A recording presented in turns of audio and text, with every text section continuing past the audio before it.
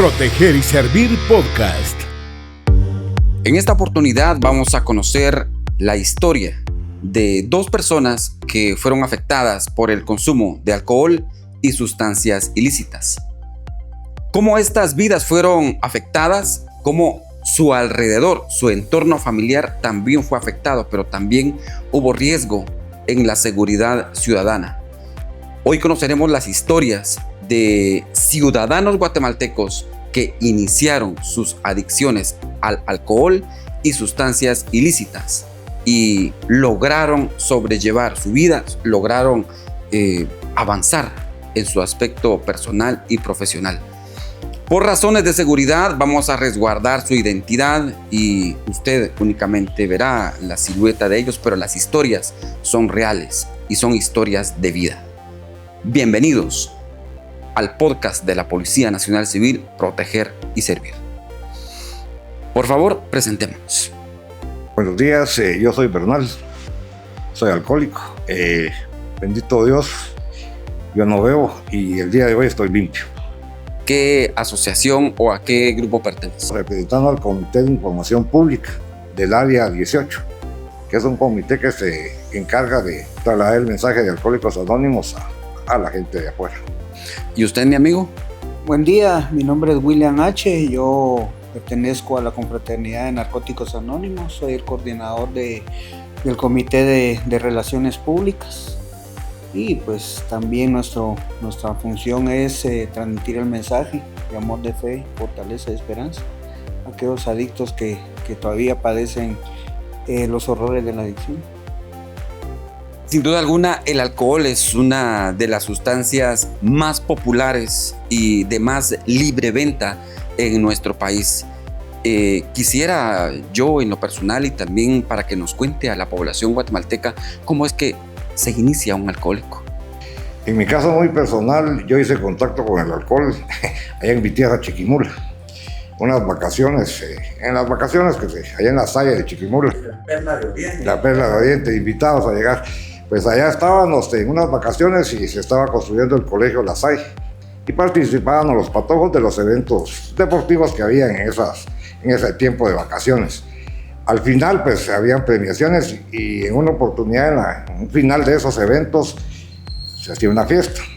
A alguien se le ocurrió que en aquellos refrescos de aquella mi tierra lindos que hacían, meterle una botella, unas cuantas botellas de farolazo, porque ni siquiera fue un buen licor, no, que farolazo. Ahí probé el alcohol. En mi caso muy personal, yo fui alcohólico desde el momento en que probé el alcohol. O sea, 13 años. Y ahí comenzó la carrera. Ahí comenzó mi alcoholismo, siempre haciéndole ver a las personas, porque esto, en primer lugar, yo quiero dejar determinado hoy que es una enfermedad insidiosa, pero sobre todo tiene una característica muy, muy, muy compleja, que es la progresividad y la pérdida de control. Esto a veces se va dando por etapas. En mi caso muy personal, yo me volví alcohólico en el momento que probé.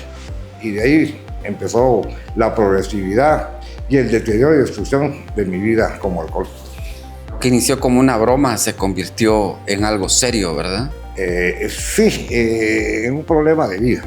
Yo el alcoholismo lo considero en estos momentos a nivel nacional como un problema de salud. Es una situación muy compleja, muy difícil. Nosotros manejamos a veces estadísticas y de la población actual de Guatemala, que creo que somos como 22 millones de personas en Guatemala. 2 millones hay ahorita con problemas de alcohol y de drogas. 2 millones.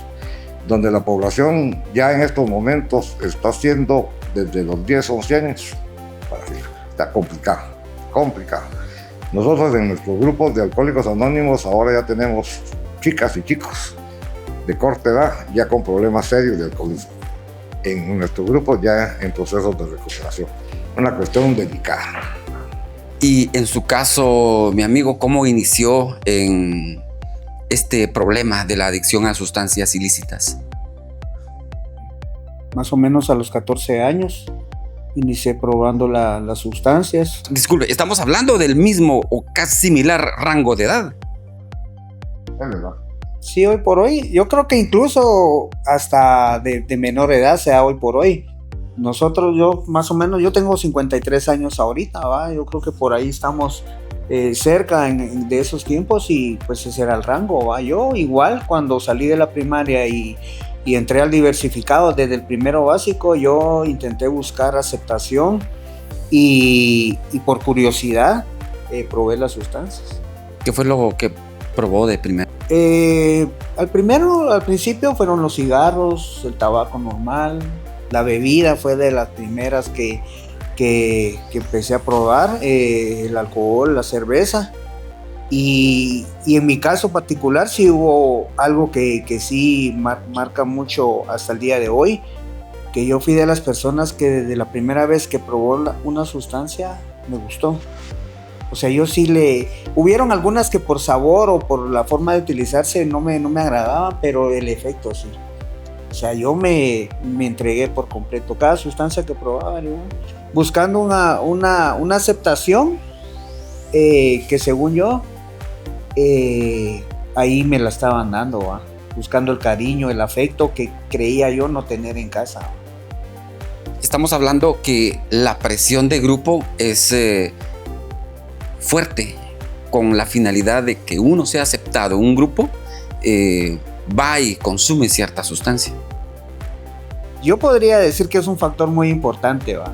Tener que acceder a lo que, por lo menos en mi caso, yo quería pertenecer a cierto grupo antisocial, ¿va? O sea, entonces, obviamente me recibieron con los brazos abiertos, no como me recibió la confraternidad a la que hoy represento en su momento, ¿va? Allá sí me dieron otro tipo de bienvenida, pero básicamente una de las formalidades que se tienen ahí es consumir, o sea, estar en la jugada, como decimos, hacer las mismas cosas, ¿no?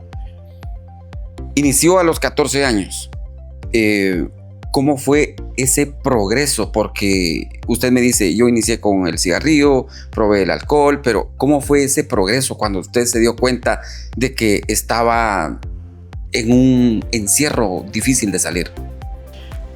Yo en mi caso particular empecé a probar sustancias fáciles para mi manera de pensar en ese momento, como era el cigarro y el alcohol.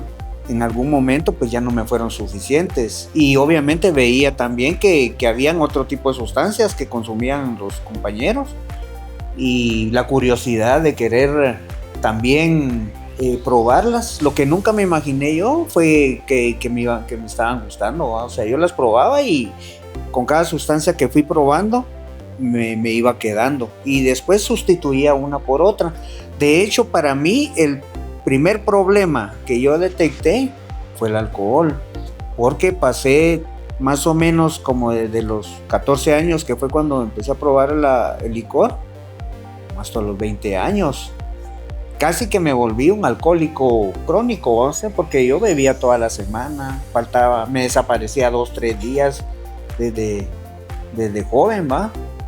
Y como platicábamos, cómo llevaba yo esa doble vida. Hasta el día de hoy no sigo sin entender por qué. Porque yo hoy entiendo que un poder superior, que es el que hoy concibo, que para mí es Dios, siempre ha estado presente en mi vida.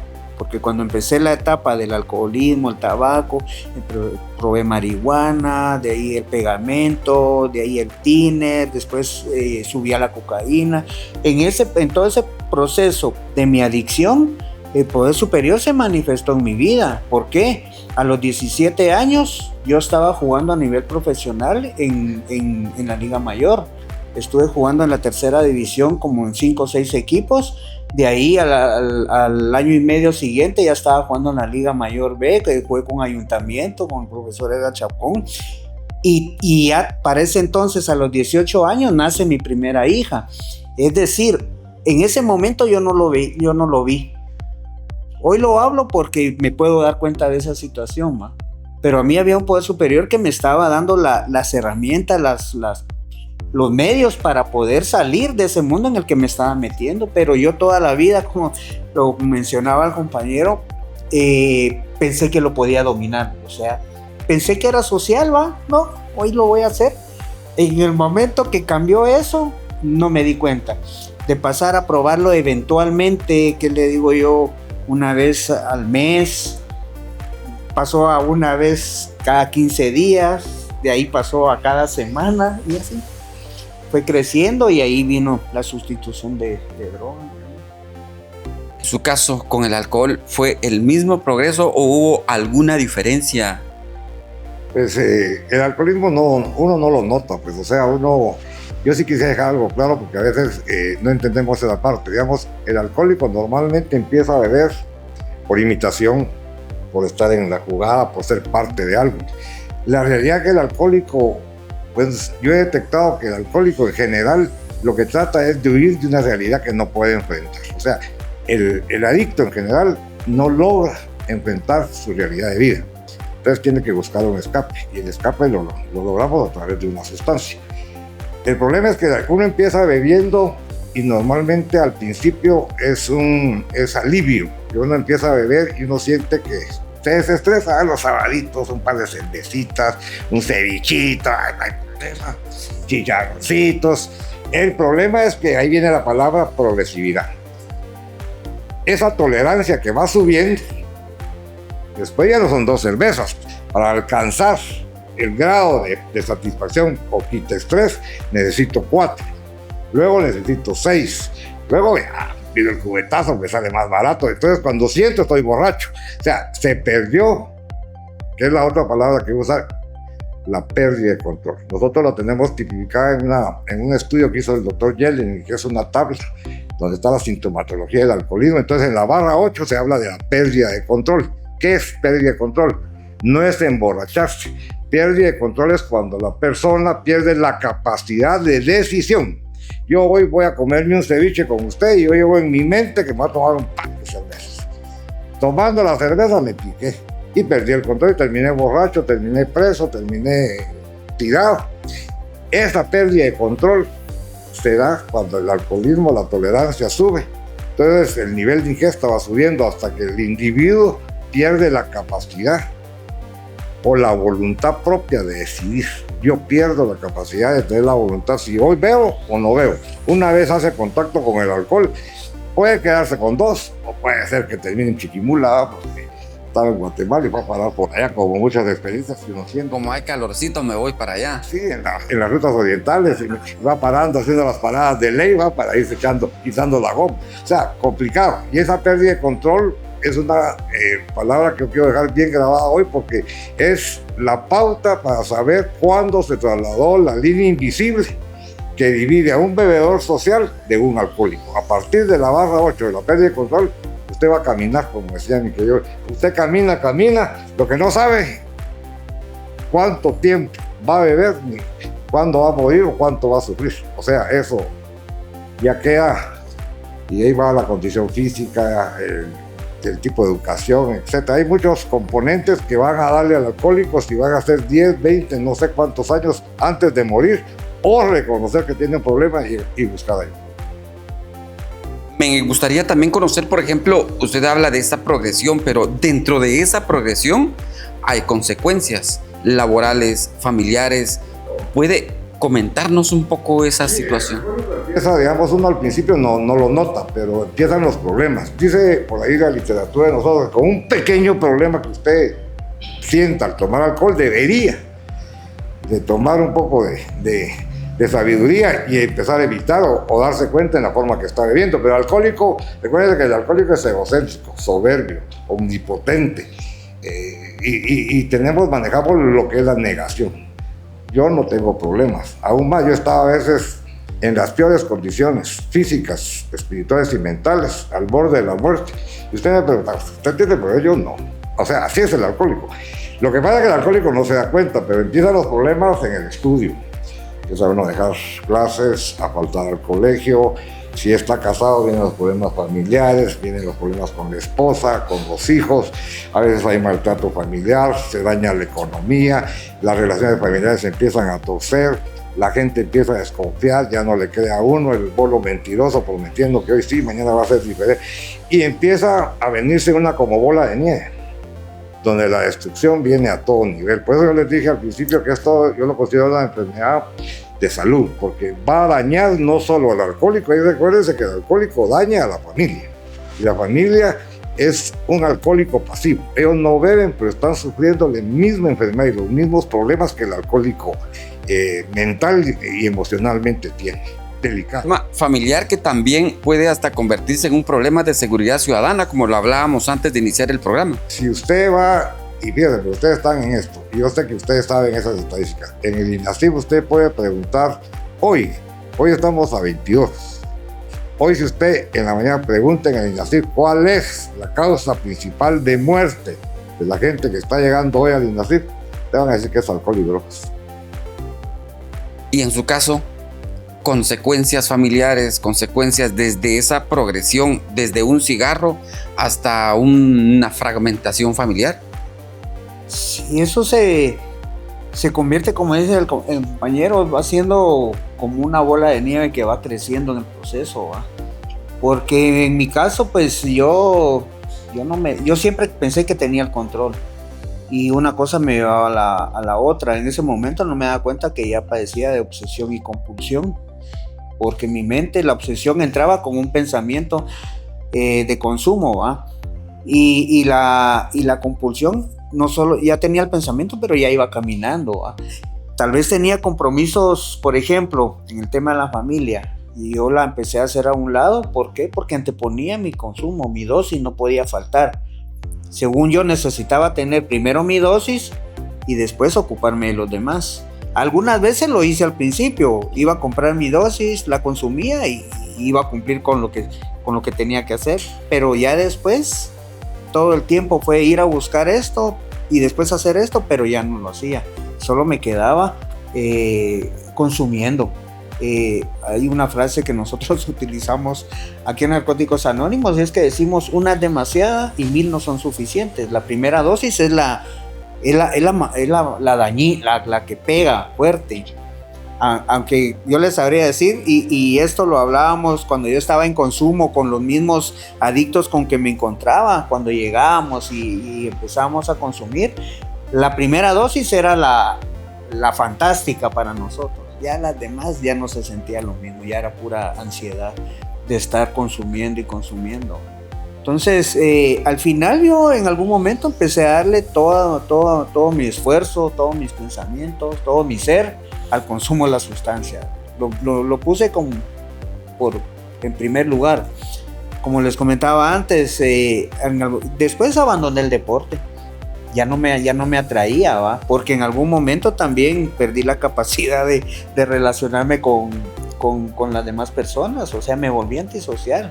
Y en algún momento buscaba compañeros, pero que estuvieran en la misma posición, que también me hicieran la mala, que consumieran conmigo.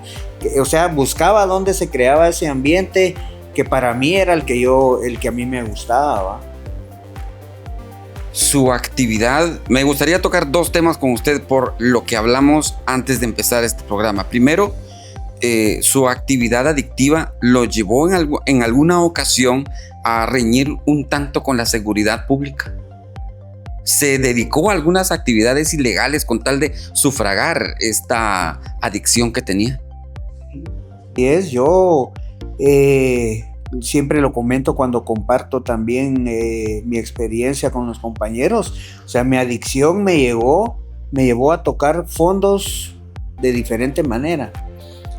Y nunca me di cuenta que era tocar tras cada recaída, porque paraba al principio unos buenos días. Ya después ya no lograba detener el consumo hasta que se volvió a diario, pero en algún momento paraba 2 o 3 días. Cuando recaía, el fondo que yo regresaba al consumo donde lo había dejado, pero empezaba a tocar un fondo más difícil. Al principio empecé faltando a la casa, digamos. Después dejé de ser responsable con mis hijos, con mi esposa. Dejé de ser cumplido como cabeza de hogar. Empecé a faltar a la casa. Después ya el problema se agravó y ya pasó a incluir a las empresas donde trabajaba.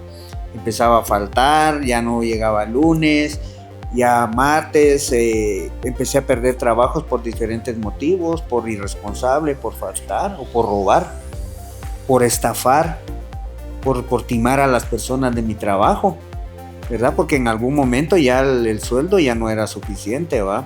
e incluso dejé de aportar en mi casa. Yo me recuerdo y está muy marcado, que los días de pago de quincena, yo solo era de recibir mi pago. Al principio, esto lo agarramos mucho como de broma, y a mí me pasó, ¿va? En mi consumo, decía yo, recibía mi 1,500, ¿va? De mi quincena. Venía yo, decía yo, voy a agarrar 500 quetzales porque esto es lo que me merezco, para desestresarme, para mi consumo. Me lo metí. Estos otros 500, no, estos sí son para los gastos de agua, luz, me lo guardo en la billetera. Ahora estos 500 sí son los que le voy a dar a mis hijos, ¿va? Y me los metía entre el zapato. Llegaba al punto de venta y bueno, empezaba con el primer billetillo de a 100, y no, sacaba el otro, se me acababa y ya estaba la obsesión por la obsesión por seguir consumiendo. Ya no podía parar, ya perdía el control. Voy a agarrar solo un billetillo de este que tengo, de este buquito, ¿va? De los gastos. Y se iba, al final me acababa todo. Por último llegaba a sacar lo que era para el gasto, ¿va?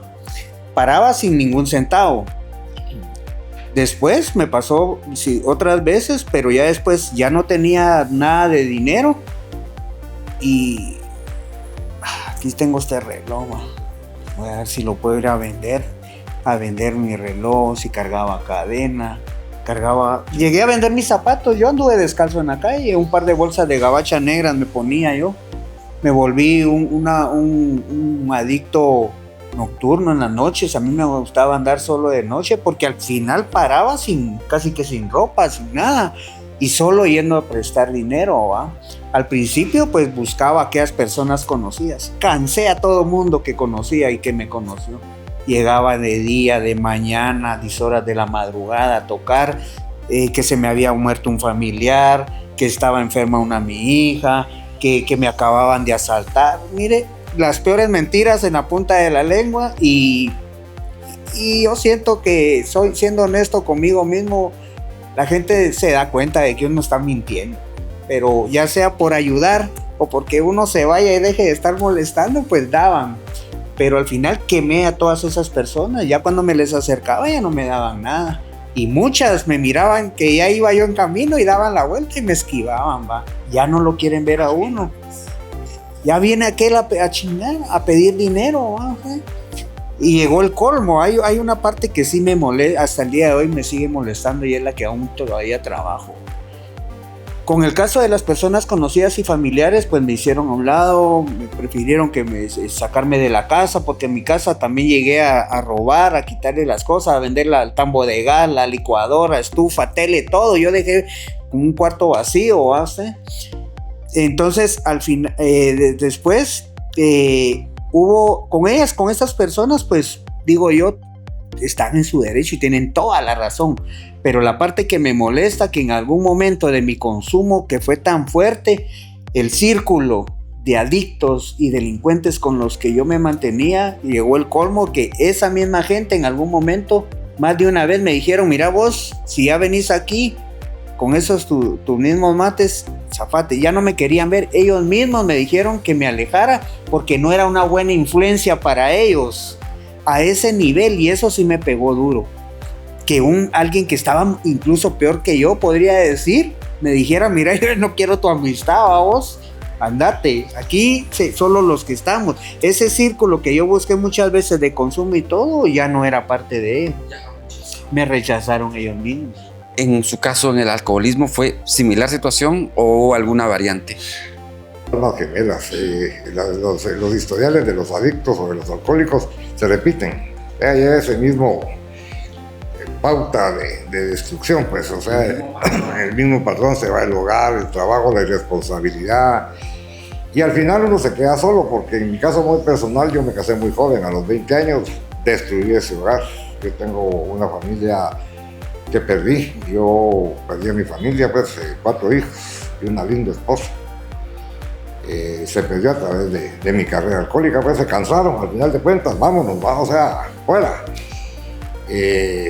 Dios me ha concedido la oportunidad de reconstruir muchas cosas, entre ellas la relación con la ex, que tenemos una magnífica, y sobre todo el amor y cariño y unificación con mis hijos, pero se logró a través de un proceso. Pero yo perdí todo eso y aquel no contó, yo sí estuve preso 3 veces.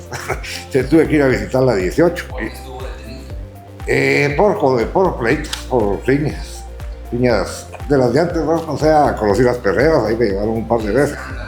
Pública al segundo cuerpo, a pasar un 31. Y ahí haciendo trencito. Sí, y luego a la 18. Pues pasé la 18. Yo recuerdo que me dio risa esa historia porque el agente que me acompañó me trajo en camioneta. La voz no jodas, le dije, ¿cómo que me vas a llevar enchachado? De la 18 para tribunales. Y me quitó. Y en tribunales me encuentro con un licenciado más alcohólico que yo. Y me mete una bolsa de país, porque yo era una bolsa de país, de esas plásticas. Te traje tu Coca-Cola. Ahí me había metido como una botella y media. Yo le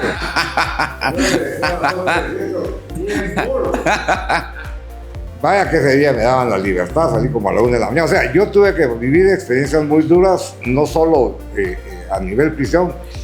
Les va a parecer risible lo que les voy a decir, pero yo llegué a tener 250 hospitalizaciones. Desde los mejores sanatorios para alcohólicos en Guatemala hasta llegar a las casas hogar. 250, incluyendo mala suerte. Imagínate. O sea, y el alcohólico, aún con ese sufrimiento, con esa situación que estaba viviendo, el día siguiente salía, no hay problema seguir viviendo. O sea, esa es la negación de un alcohólico. O sea, la obsesión que hablaba aquel y esa alergia que tenemos nos hace entrar en compulsión, o sea, el no poder dejar de beber. Es que el problema de salud es otra de las circunstancias que también quería hablar aquí con mi amigo de Narcóticos Anónimos, porque usted me habló que incluso tuvo una intervención quirúrgica. Sí, eso al final, pues, el consumo de todo tipo de sustancias, ¿va? Que altera nuestro funcionamiento normal como personas, pasa la factura. Tantos años de adicción, al final pues no son vitaminas las que consumía. Irónicamente, durante el tiempo de consumo no me enfermaba, pero ni una gripe me pegó, y eso que andaba bajo la lluvia, andaba de madrugada, descalzo, sin suéter, de todo, y ni una gripe me daba. Después, cuando empecé el proceso de recuperación, ahí fue lo triste, porque en el primer año que yo llegué a Narcóticos Anónimos, empecé a padecer de dolores de cintura muy fuertes, ¿verdad? Al punto de que me hacían llorar, me doblaban donde se andaba en la calle, me tiraba a la calle en posición fetal del dolor. En mi casa se dieron cuenta y empezaron a apoyarme a visitar médicos, y de primera mano fue con un urólogo, ¿verdad? Yo tuve la dicha de, gracias a un poder superior y al apoyo de mi familia, que pues hubo gente que me apoyó, y pues tuve la opinión de 3 urólogos. Durante ese proceso de exámenes, de visitas, pues me detectaron que uno de mis riñones ya no estaba funcionando. Se había tapado un conducto que conecta el riñón con la vejiga, y todo el riñón limpia la sangre, ¿va? Pero toda la suciedad, en teoría, se drena a través de ese conducto hacia la vejiga y sale la orina. Como yo estaba tapado de ese conducto, mi riñón empezó, como es una esponja, a absorber y absorber y absorber toda la suciedad de mi cuerpo, al punto que creció demasiado, que estaba por colapsar. Al final, pues, detectaron de que un 30% de mi riñón era funcional todavía, y que por ese 30% valía la pena hacer una operación, porque la otra opción era quitar el riñón. Entonces, por primera vez en mi vida sentí miedo de morir. ¿En qué momento usted, y también con cualquiera de los dos, deciden buscar ayuda?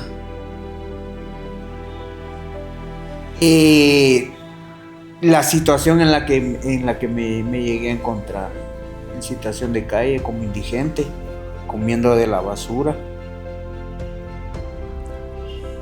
¿Quién fue el primero que le tiende la mano y le dice, bueno, venite, vamos a algún lugar? Mi caso fue mi propia familia. A esas personas que más daño les hice. Mi hija mayor fue la que siempre estuvo presente. jamás me ha abandonado. Y pues a través de ella busqué un último internado. Ya había estado preso, ya había estado hospitalizado. Estuve en centros de rehabilitación muchas veces, pero en el último internado sentí una luz. No sé cómo explicarlo, pero ahí se manifestó el poder de Dios a través de una de mis hijas, que fue la que me brindó la ayuda junto con mi madre y algunos familiares, y pues fui a parar a un último internado.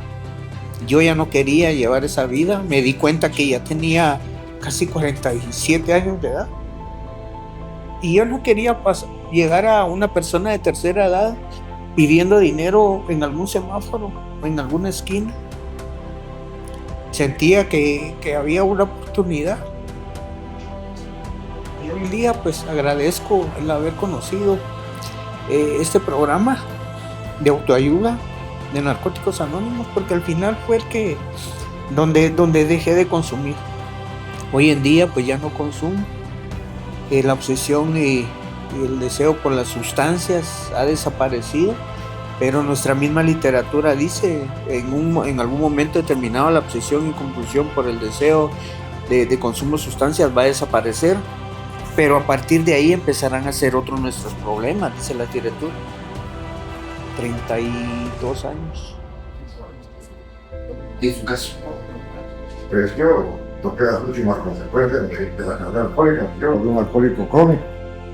La última victoria fue un año en la calle también. Ya haciendo uso de la calidad pública, pues, viviendo en la calle. Yo vivía allá, me mantenía en un lugar allá en la zona 6, cerca de ahí, de la escuela de la policía en Cipresales, en un parque, que le llamamos el Golfo Pérsico, porque ahí nos reuníamos todos los caras en la zona 6, ahí en la noche caíamos a dormir o a ver cómo subsistíamos. Era de química, y el último año consumí química por un año y me pasó algo similar a aquel. No fui muy internado, que me encontraron tirado en la calle en la zona 6. Como médico, como odontólogo en la zona 6 me conocía mucha gente. Y alguien, Dios siento que fue la mano de Dios, me vio tirado, estaba ya, pues había caído en un coma alcohólico. Y yo no sé cómo, pero yo fui a parar a un hospital que se llama Maranata. Mi hermano es médico, él trabajaba ahí. Yo estuve en un intensivo casi 5 días, ya en la muerte. Ahí uno, como dice aquel, uno no sé, hay algo especial que pasa. Y mi hija mayor también fue la que llegó a recogerme. Yo no tenía a nadie, pues vivía en la calle. Y me dijo lo mismo, más o menos: mira, papá, ¿qué vas a hacer? Y el soberbio y orgulloso del alcohol. Todavía le dije: mira, llévame a una casa, una pensión o a una casa de huésped. Pero no, me dijo: hoy me bendigo y hoy te bendigo. Y fui salir de la calle, irme para la zona 10. Pero ese no es el punto, yo creo que aquel lo dio. El punto es, para un alcohólico, ¿cómo y cuándo? Se necesita, desgraciadamente, tocar fondo. El tocar fondo es muy importante para que una persona realmente pueda en un momento dado tener esa luz o ese grado de humildad de reconocer que no puede solo, que necesita.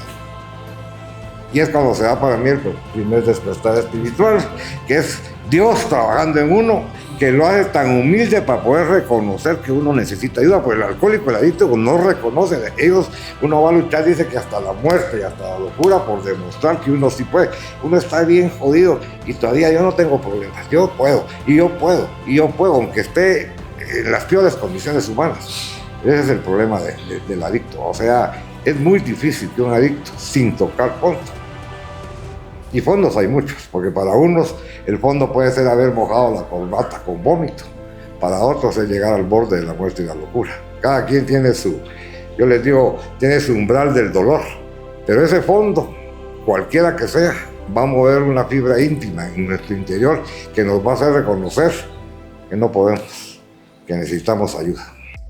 Y para finalizar, ¿qué mensaje le podríamos dar a la población guatemalteca, a los ciudadanos o a los adolescentes mismos que inician o ya están algunos otros inmiscuidos o ya tocando fondo como alguna vez lo estuvieron ustedes? En mi caso muy personal, decirles que el alcoholismo es una enfermedad. Y eso no lo digo yo, eso me avala la Organización Mundial de la Salud. Es un problema de salud delicado. El alcoholismo es una adicción de vida o muerte. Si usted tiene algún problema o empieza a creer que tiene problemas con la bebida, busque ayuda. Evítese unos 10 o 30 años de sufrimiento. Y hay lugares donde se le puede ayudar. Alcohólicos Anónimos es un lugar donde nosotros damos fe, amor y esperanza. Es un lugar donde miles de hombres y mujeres, 2 millones más o menos en el mundo, hemos encontrado el lugar adecuado para recuperarnos. No curarnos, recuperarnos por 24 horas de una enfermedad final llamada alcoholismo. Sí se puede si usted quiere, porque esto no funciona mientras la persona no lo desee. El mensaje es: tiene problemas, busque y búsquenos. Alcohólicos Anónimos tiene las puertas abiertas 24 horas, 365 días, y así como me ayudaron a mí, estamos nosotros para ayudarlo a usted. Somos una comunidad de hombres y mujeres que compartimos este dolor y esta experiencia, ahora ya recuperados. Y en su caso, Sí, el mensaje sería general para la población y el adicto que sigue sufriendo a consecuencia de los horrores de la adicción, es de que sí se puede dejar el consumo de sustancias. Sí se puede dejar. Yo siempre lo he compartido. Lugares para dejar de consumir hay de todo tipo.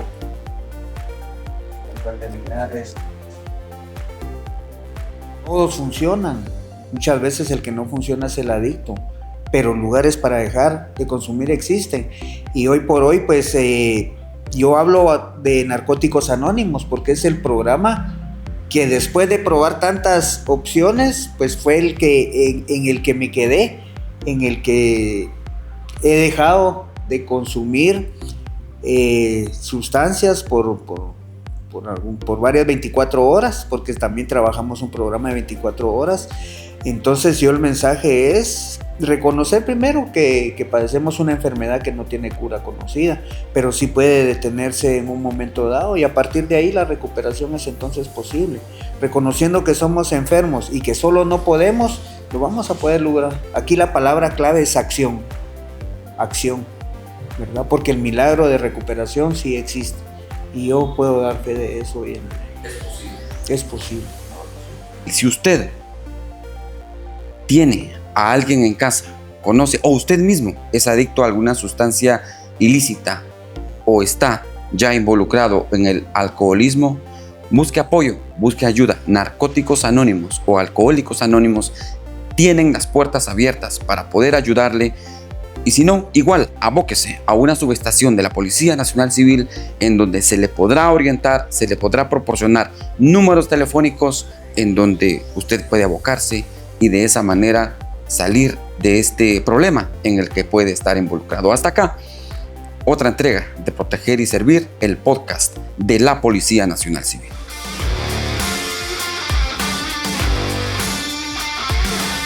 Proteger y Servir Podcast.